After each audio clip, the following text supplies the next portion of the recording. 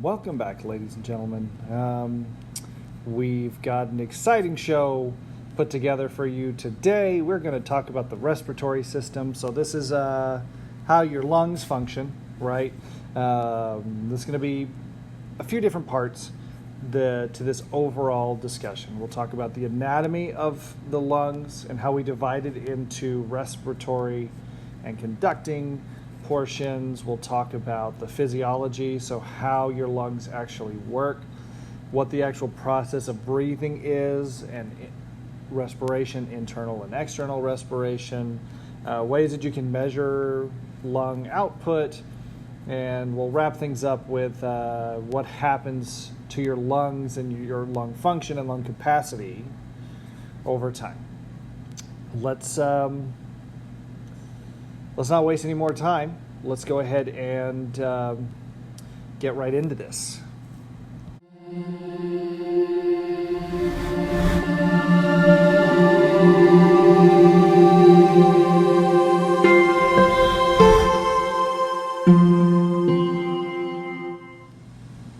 Okay, so when we're talking about the respiratory system, we're talking about a gas exchange system, okay? So we're all aerobic organisms. We all require oxygen to function. Now, there are plenty of anaerobic organisms, but they're all basically going to be microscopic, like bacteria and stuff like that.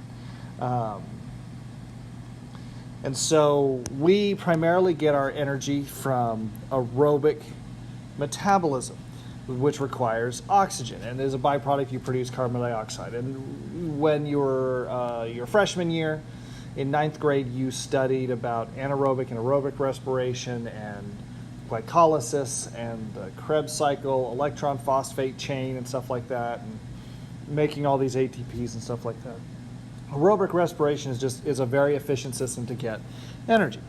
We get our energy, our oxygen, from diffusing across surfaces in our lungs. Now, smaller organisms can just have it diffuse directly. Some fish, frogs, for example, can actually do this. That's one of the reasons why they stay close to water. And then the blood, because your lungs are just in one place, but like your brain, there's not really an oxygen conduit from there. That's where the blood comes in. So one of the main functions of blood is to carry oxygen to the different parts of the body from the lungs. It also brings carbon dioxide from those tissues to the lungs so we can get rid of it. Okay, so that's where gas exchange comes in. Taking the carbon dioxide from the blood and exchanging it with the oxygen that was in the outside environment and vice versa. The respiratory system is gas exchange, like I said. It moves air to those exchange surfaces, which we'll look at in just a little bit, and then away from those, talking about that waste air, that carbon dioxide air. The respiratory system is also trying to protect itself from temperature changes, pathogens, dehydration, stuff like that. The respiratory system is also responsible for producing sound, so we're going to talk about that briefly. When you're talking, you're actually breathing out when you do that. Now, some people theorize that you can speak while you're breathing inward, and so there's been limited success with that one. There's been some musical groups that explored that in the 2000s. And then also your respiratory system, it ties in with your olfactory receptors, with your nervous system to detect smells. Those are carried on the air and make their way into the nasal cavity, which is part of your respiratory system. You can divide your respiratory system into two parts. Well, one of the ways you can divide it structurally is into two parts. You've got the upper respiratory system, which includes the nose, the nasal cavity, the sinuses, and the pharynx. And this, basically, the upper respiratory system is the respiratory system in your head right here. right? So the nose is this physical structure right here, which sort of helps shape what is the nasal cavity, but part of the nasal cavity actually extends posteriorly into your skull, then back down your throat. And then the pharynx is basically the juncture in between the upper and the lower systems. The lower respiratory system is everything basically from about here, right at the base of your skull, down into your lungs. So the larynx, which is basically this section right here where your voice box is, the trachea, which goes down behind your sternum, so right about here-ish. The bronchi, which are major branches, the bronchioles, which are smaller subdivisions, and then finally the alveoli, which are the smallest surfaces of the lungs where the actual gas exchange takes place. You can also divide the respiratory system or the respiratory tract into its function, its role within the overall function, okay? So you have the conducting portion. That's the part that's going to bring the air in to those gas exchange surfaces, and this is from the nasal cavity to the larger bronchioles within your lungs. And then the respiratory portion, which is where the actual gas exchange takes place. So these are the smaller bronchioles and the alveoli, which alveoli are air-filled pockets, basically. And this is where gas exchange takes place. And so what's really kind of cool is your lungs are basically, they're balloons, essentially, where this gas exchange can take place. So you can deflate and collapse lungs, which is bad news. But we can look at why in a little bit. One of the other things that are really important in the makeup of the respiratory system is something called the respiratory mucosa. And this is epithelial tissue primarily that lines the conducting portion of the respiratory system. So nasal cavity, pharynx, larynx, trachea, and bronchi. It has two layers, an epithelial layer, which you can see right here, and then a deeper connective tissue layer of areolar tissue that's known as, and that's this section right here, and it's known as the lamina propria.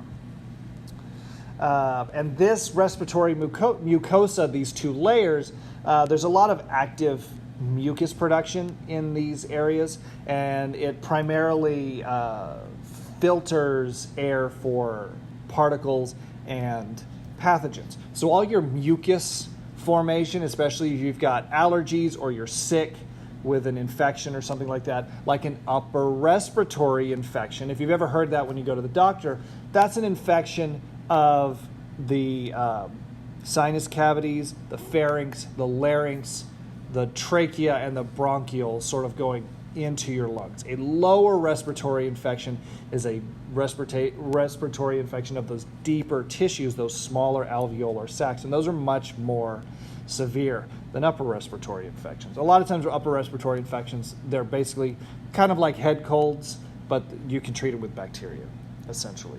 And so something that's special about these cells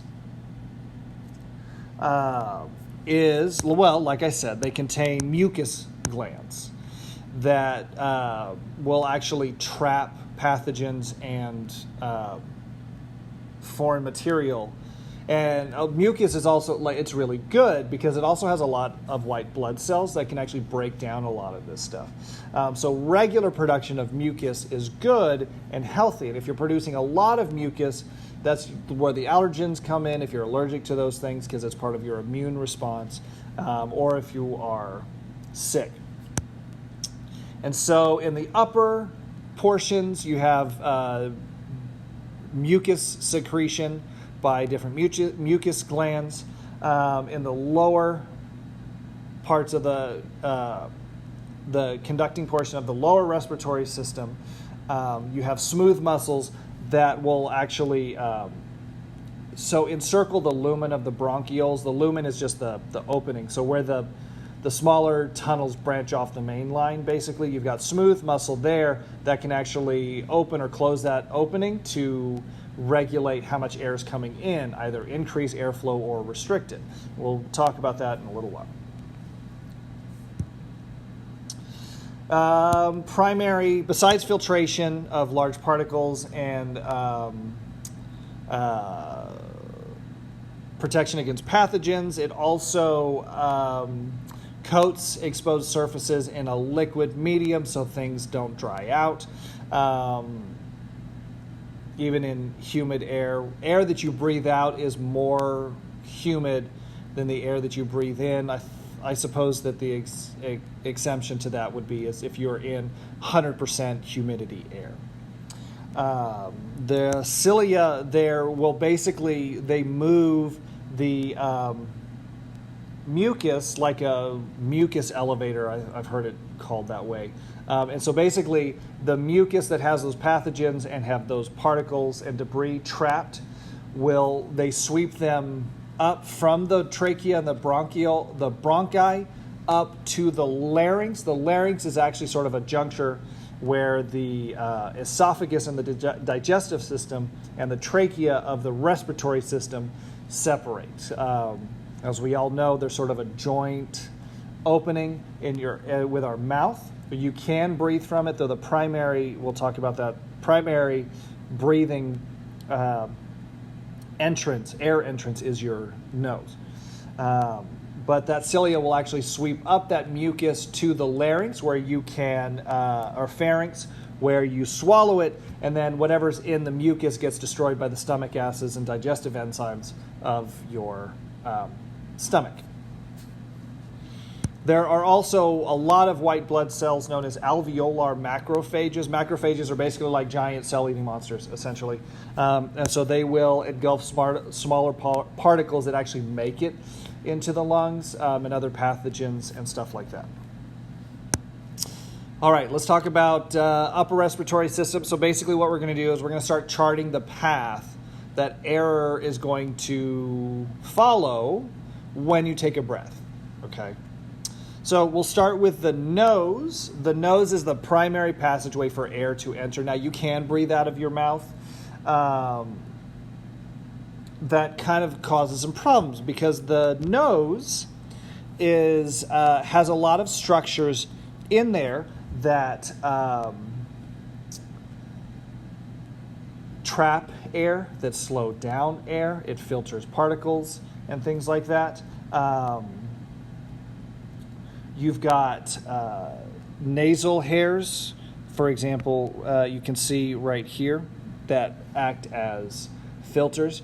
You have these structures called nasal conchae right here that basically will slow down air and create turbulence. That allows air to come in more contact with filtering surfaces, with mucus surfaces. That also allows all olfactory particles, smell particles basically, to come in greater contact with those olfactory receptors in your nose.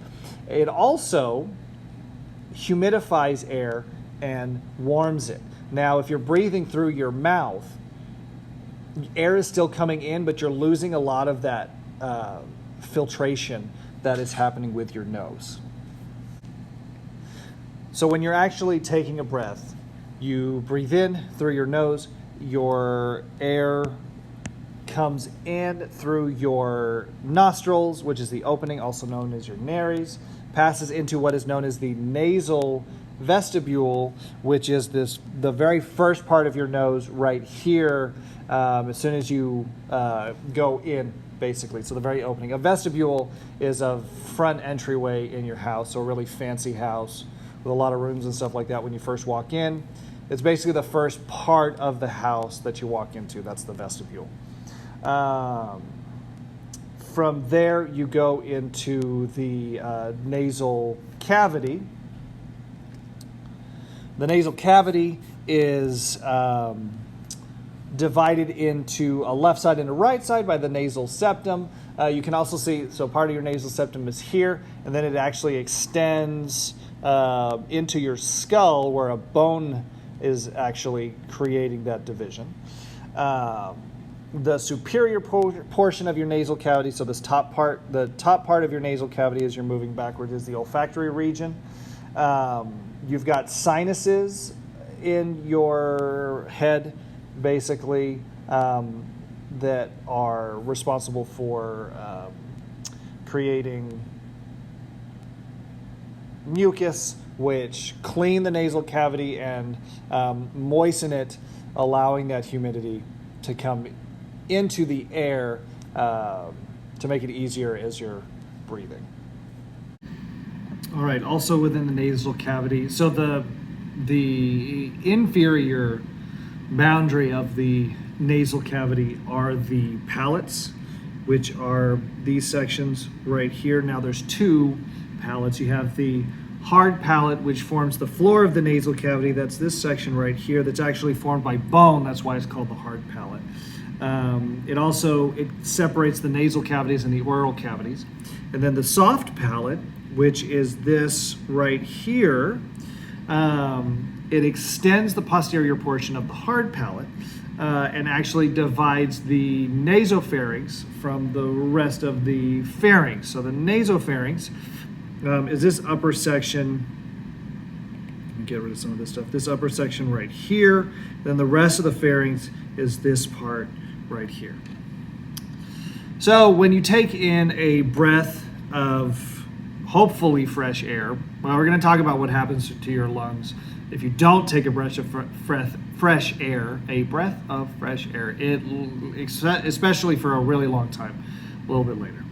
So basically what happens is when you breathe in, especially through your nose, air is going to come in through your nostrils into the nasal vestibule right there, past the choani, through these channels right here. There's the choani, through the superior, inferior, and nasal meatuses. Nasal meatus. Then from there, it goes into the nasal pharynx, which is this section, like I said, right here. At that point, there's more humidification, more warming by the nasal mucosa in this particular area. So this is the back of your nose, basically is what we're talking about. And then eventually the air is going to pass into the rest of the pharynx, down into the trachea. We're going to get to that here in just a second. Breathing through the mouth, like I said a little bit earlier, bypasses all of this. And so you're missing a lot of that filtration and moisturization and stuff like that as you're breathing through the mouth. And also within the nose, nosebleeds are fairly common, especially if the tissue gets dried out or something like that, because of the amount of vascularization. So there's a lot of blood vessels all in this area. So nosebleeds are very common, generally not particularly threatening. From the nasal cavity and the nasopharynx, or from the nasal cavity, we get into the pharynx, which is actually this whole section right here. Okay, and this is a shared chamber, so you can see, especially at this point right here, the digestive opening of your mouth and the respiratory opening of your nose have a shared space at this point. And the pharynx basically ends once the trachea, which is right here, and the esophagus, which is right here. I'm sorry, I'm going to back up for just a second because I got that backwards. The trachea right here and the esophagus right here branch off at the lower end of the pharynx, the laryngopharynx. It's divided into three parts. Your pharynx is divided into three parts. The nasopharynx, which we've kind of already talked about, the oropharynx, which is the back of your throat, and then the laryngopharynx, which is sort of the base of that, sort of back over here in this region right there. The nasopharynx contains the pharyngeal tonsils, which are these little tissues right here, part of the lymphatic system that are important for filtration, for trapping particles and stuff like that. There's also openings to the auditory tube. This little opening right here actually goes back to the ear, and there's an opening that spits out into your middle ear, and that's where you can equalize pressure. It's also a lot of times if you have a lot of drainage or upper respiratory stuff, it can actually back up into your ears, and so in a lot of times, especially with little kids, ear infections are very common, especially when tied to upper respiratory infections and allergy infections and stuff like that. The oropharynx is basically the connection in between the nasopharynx and the laryngopharynx, and we've got another tonsil there, the palatine tonsil. We'll talk about the tonsils when we do the lymphatic system in a little while. And then the laryngopharynx, which is the lowermost section right here, that sits between the hyoid bone, which is a free-floating bone right here, and then the esophagus, which is this semi-muscular tube where your food goes down, and we'll talk about what the esophagus is all about later. Your vocal cords and everything like that are also, actually, they're past the pharynx, I apologize. So the vocal cords are actually inferior to all of that stuff. In this little section right here, right once we just get into the trachea. And the trachea basically serves as the very beginning of the lower respiratory system. So all of that we talked about was the upper respiratory system, so nasal cavity, the pharynx, going into the right below the larynx, basically, which is the uppermost part. So from the pharynx, it travels to the larynx through a structure called the glottis. That's a slit-like opening between vocal cords, and I'll show you what that looks like here in just a second. So here is our larynx, so just below the pharynx. A couple of structures I want to point out. Your pharynx is basically bounded by three large cartilages. We've got the thyroid cartilage, which is right here. We have the cricoid cartilage, which is down here at the bottom. And then we've got the epiglottis, which is a piece of cartilage right here that acts like a flap. The thyroid and the cricoid cartilages, so these two right here, support the glottis and the entryway to the trachea. And the epiglottis basically acts like a flap. So during swallowing, the epiglottis, this tissue right here, folds over the glottis, closing off the airway and preventing food and liquids from going into your lungs. That's aspirating your food. That's why if you're growing up, your mom or dad or whoever may have told you not to talk with your mouth full.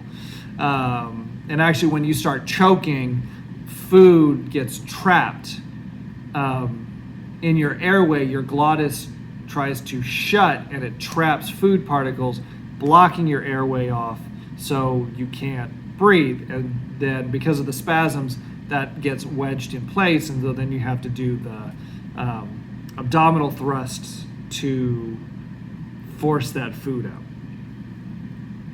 out. There's also some ligaments in the larynx that help hold everything together. We've got two main ones, the vestibular ligaments, which are right here, and the vocal ligament, which is here in the middle. It's kind of hard to see, so you may need to zoom in.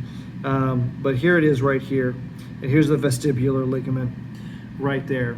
And the vestibular ligament lies in structures called vestibular folds, and I'll show you that here in just a second, that protect the vocal cord, the vocal folds, the vocal folds of the glottis.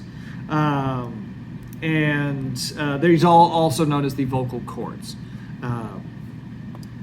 Here is a diagram showing that in a little bit greater detail with those structures in place.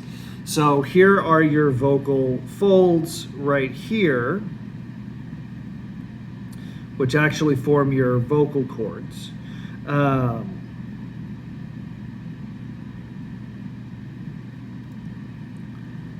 And then, so how we talk, so like right now how I'm talking is air is, as I'm exhaling, I am running air through this opening, and I'm changing how far I open these vocal cords. And as the air passes through, the vocal folds vibrate.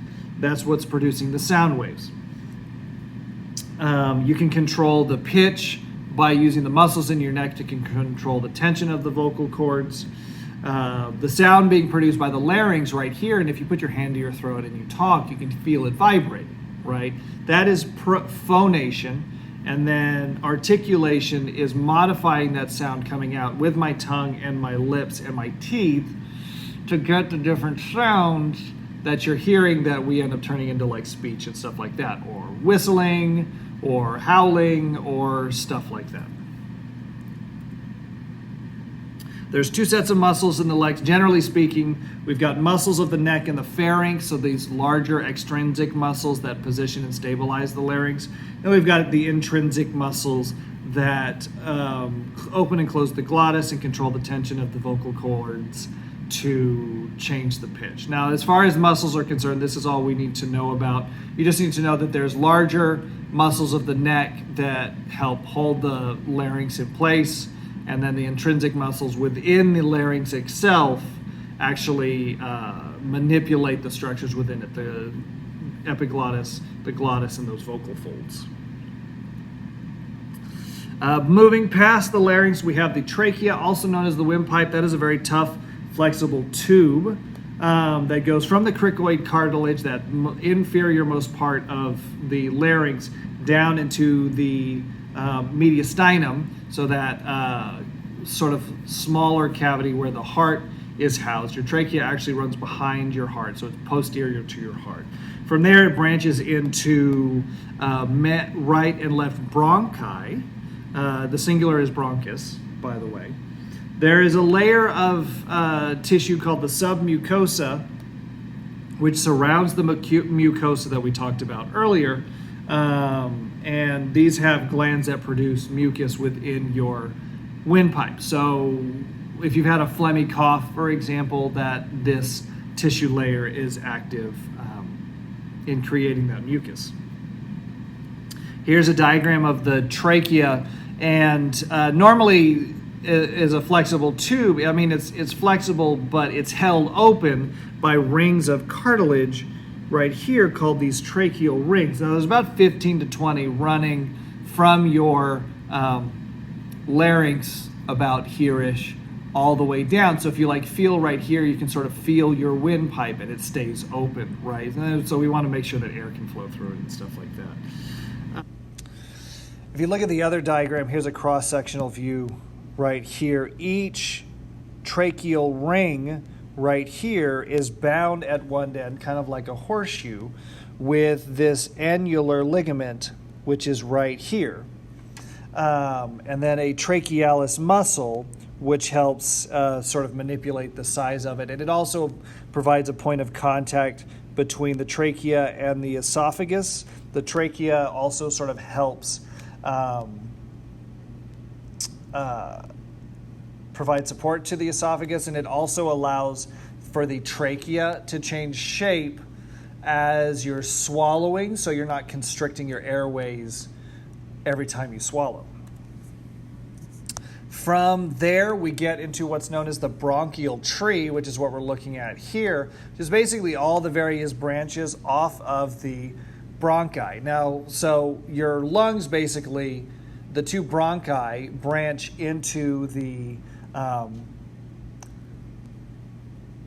lungs proper. Now, from each bronchi, we have lobar bronchi,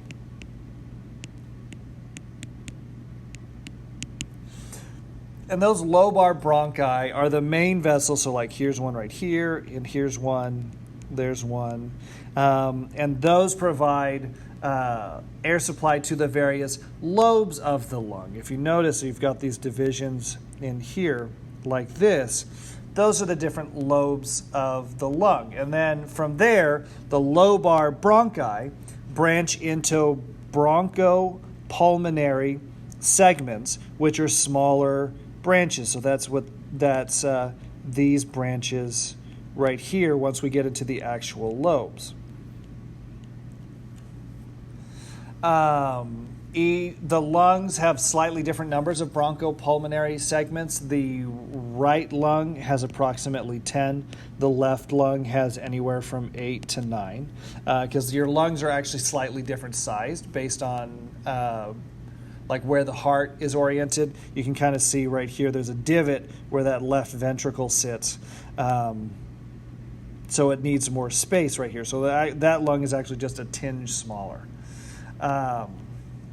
There's a ridge of the trachea, which is this section this triangle called the carina of the trachea. And that ridge supports the opening of the two bronchi as it branches away from the main line of the trachea. The overall bronchial structure contains less cartilage, and you end up moving more into smooth cartilage. And how much the tension of the smooth muscle determines airflow and bronchial diameter, basically either dilation or constriction. So your trachea isn't really going to control how much air gets to your lungs. It stays open at the same tension regardless of how much or how little you are actually breathing. It's the bronchioles inside of the lungs that have that smooth muscle that control that. And then as you get smaller and smaller, you also have the control that way.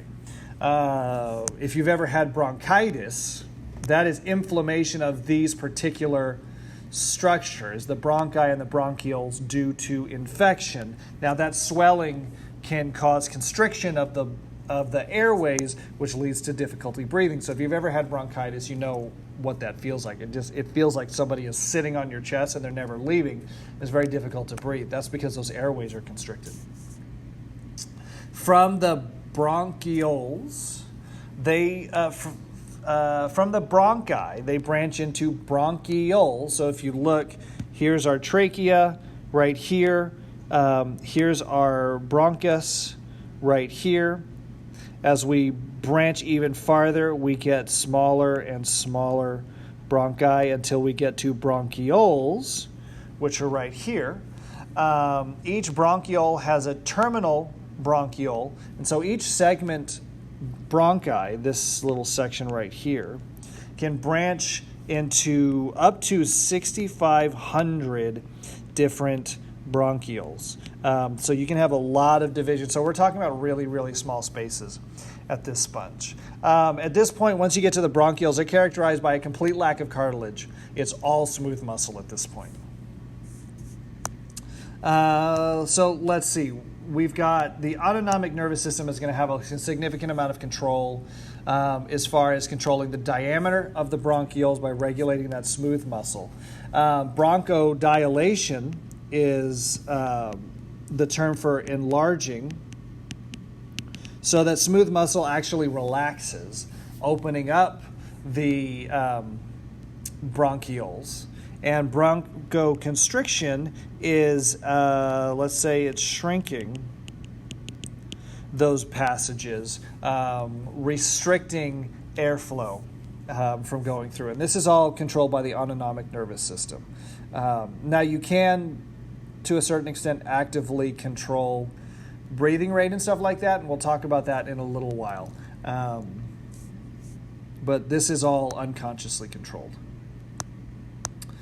Bronchodilation is caused by sympathetic activation of the autonomic nervous system. So you're enlarging airways, which is going to reduce resistance to airflow. That means more air is going to be coming in, or it's going to be the same amount of air is going to be coming in faster. So if you're in a very stressful situation, you need to get a lot of oxygen to your muscles to get away. That's bronchodilation. Parasympathetic activation can lead to bronchoconstriction, so relaxation. You don't need to engage in a lot of that high-stress activity, so the diameter of the airways are going to shrink. That's going to increase the resistance to airflow. This can also be caused by allergic reactions. So like asthma, for example, is very common. Sucks to your asthma! Reaction with people in allergies, and that's bronchoconstriction.